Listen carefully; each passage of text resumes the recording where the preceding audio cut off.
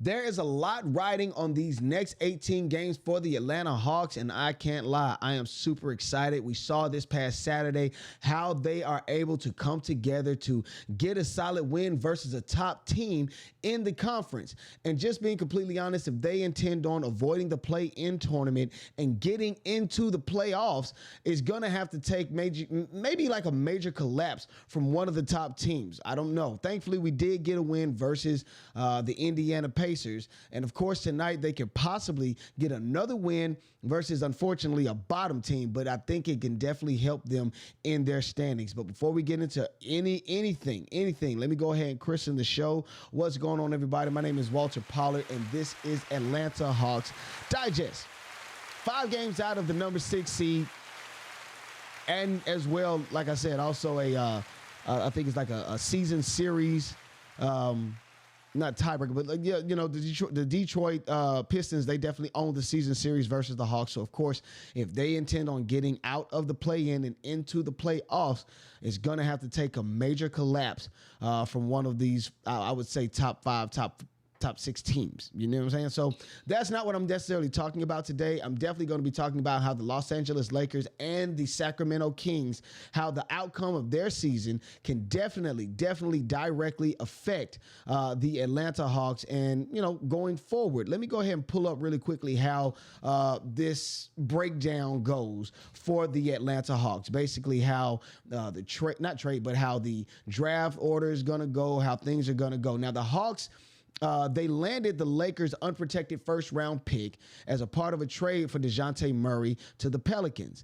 And also, too, I want to say that the Hawks also own a protected pick by the Sacramento Kings. That's in the top 12. So if you can see it right now, the Hawks have 2 picks this upcoming draft in the top 12 and in the bottom 12. I want to say like 26 or something like that. So I'm going to talk to you guys about how that can directly affect the Atlanta Hawks, because recent news have come out about LeBron James and things of that such. So let's just go ahead and just jump right into it. Yes, LeBron James's injury. Of course, you know, a lot of people have been making fun of LeBron James. He's been catching a lot of flack lately about his issue with Stephen A. Smith. Listen, that's besides the point. Right now, we're talking about his injury, of course, a groin injury that has sidelined him for the next, what, I want to say 2 weeks or something like that. So that's going to be a major issue. Again, the recent injury to LeBron James could have a big impact for the Atlanta Hawks. He has been sidelined for 1 to 2 weeks, will be reevaluated, but I expect for the LA Lakers to fall in the Western Conference standings. Not much, not a lot, because I will say they have definitely made a major move. You dig what I'm saying? I think prior to the Luka Doncic trade and things of that such, they were sitting at like number 5, number 6, kind of mid-major in the Western Conference. And then once adding Luka Doncic to the team and adding him to the starting lineup, I mean things have just went off for the Lakers. And I kind of noticed how we've seen how LeBron James has gotten this new life. In my opinion, it shows how he's been, I won't say loafing, but when the situation doesn't necessarily suit him, he's not going to give you what you want. But when he is in a perfect situation, he gives you what you want. But that's besides the point. Now, the Hawks own the Lakers 2025 unprotected pick, which is at the number 26 pick in the first round. Now, let's see how everything plays out, because with that, again, the Lakers do have somewhat of I want to say like a small lead over the Nuggets and things of that such, but it's like literally like a half a game. So with LeBron James sitting out, there is a strong possibility that that the Lakers could be, could make somewhat of a movement down the Western Conference. I don't see them falling no further than 4. So that could be the case for King James and the LA Lakers. And then, too, wanting to point out Domantas Sabonis, because the Kings, I mean, it's really been a crap show for the last, year and a half for those guys. First of all, you get rid of one of their coaches, or their head coach, who was somewhat responsible for the emergence of different players like Domantas Sabonis. He was responsible for the Kings getting into the playoffs last year and actually making somewhat of a statement. And there was expectations that they would even do better. But they they get rid of their coach. Then another player requests to be traded and moved to the San Antonio Spurs. And now there are speculations that Domantas Sabonis could possibly be heading to Atlanta in a massive trade during the offseason. Yes, there have been rumors swirling around that there's a possibility that the Atlanta Hawks could be signing a major name in the NBA. And most recently, it's been linked to Domantas Sabonis. Now, for what the Atlanta Hawks will be giving up, I find that to be crazy. Now, let me go ahead and just give you guys the scoop behind this. Amid swirling trade rumors, attentions has turned to a potential blockbuster move involving Domantas Sabonis, according to Fade Away Sports. Now, Fade Away World Sports, whatever. Anyway, an offseason deal could see, get this, this is where I just throw this thought completely away. Domantas Sabonis could be joining the Atlanta Hawks as a part of an ambitious, I want to point that out, an ambitious restructuring. The proposed trade would send, get this, Clint Capela in a sign and trade, Zaccharie Risacher, George Niang, and future first-round picks in the 2029 and 2030 draft from the Atlanta Hawks to the Sacramento Kings. Again, having Domantas Sabonis on the team would be great because there are a lot of guys on the team right now with expiring contracts, and that would be a good idea to bring in Domantas Sabonis, but I do not want to see Zaccharie Risacher leaving after 1 year. As a matter of fact, he was the number one draft pick. The number one draft pick in last year's draft.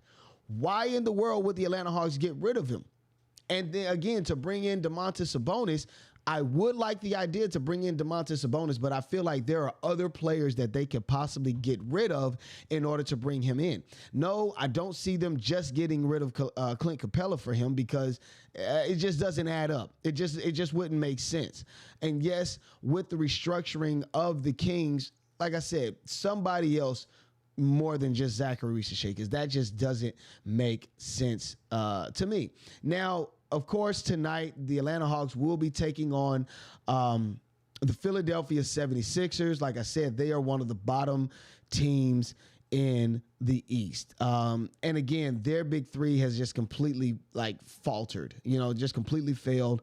The idea of bringing in Paul George to help Joel Embiid and Tyrese Maxey, in my opinion, was completely laughable. But that's what they did. Right now, they're sitting at 22-41, 11 in the Eastern Conference. So you would think that they maybe have a chance to crack that number 10 seed, but no. I feel like the Chicago Bulls have a complete lock on that, and I feel as though with 18 games left in the season, it's just not enough time for the Philadelphia 76ers to do that. And right now, they're on a 6-game road skid. They're on the road, of course, but they're on a 6-game losing streak, and I feel as though they are definitely trying to end that tonight. The Atlanta Hawks right now are 22-18 in conference games, so that makes it very difficult. And then too, looking at the injury report, their injury list is just as extensive as the Hawks. I really feel like we weren't able to see a team that had an injury list as long as the Atlanta Hawks, but man, oh man.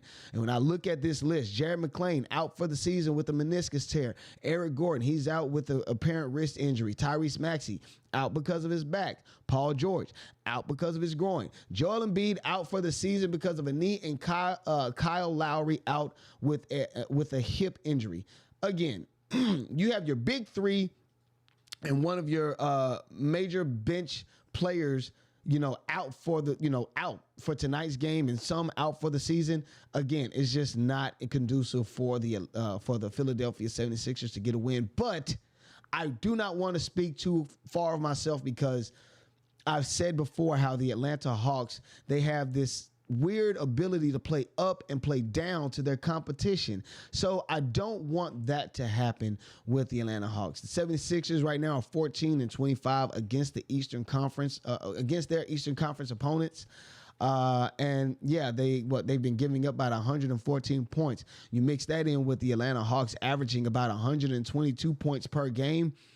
I feel as though the Hawks definitely can get a win. They can extend their win to 3 games and possibly make some more noise, because again, only 5 games separate the Atlanta Hawks and the 6th seed. The overall objective is to get out of the play-in and into the playoffs, but again, I would feel like one of the top 5 teams would have to plummet. Thankfully, with the New York Knicks, they lost Jalen Brunson for a good amount of time going down the stretch. So again, things can show up favorable for the Atlanta Hawks. I've said before, if they're going to be in the play-in, we definitely have to find a suitable matchup so that the Atlanta Hawks can definitely get a win.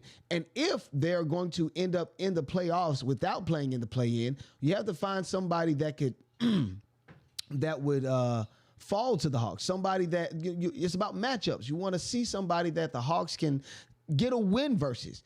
Again, I feel like the Atlanta Hawks, we own real estate in the New York Knicks' mind. And with Jalen Brunson out right now, I feel as though the Atlanta Hawks have a prime opportunity to get some wins in the last few games of the season. Also, too, teams that are in the top 6 in both conferences wouldn't think of it as a far idea to sit some of their stars in preparation for the playoffs. So this is a prime opportunity for the Atlanta Hawks to get some solid wins. With all that being said, my name is Walter Pollard. This is Atlanta Hawks Digest. Tonight we have a major opportunity. Game time is at 7:30. So let's hope. Well, no, dadgummit, I feel as though we're going to get a win. I think we're going to get a win. And let's see what these Atlanta Hawks can do. I'm out. Peace.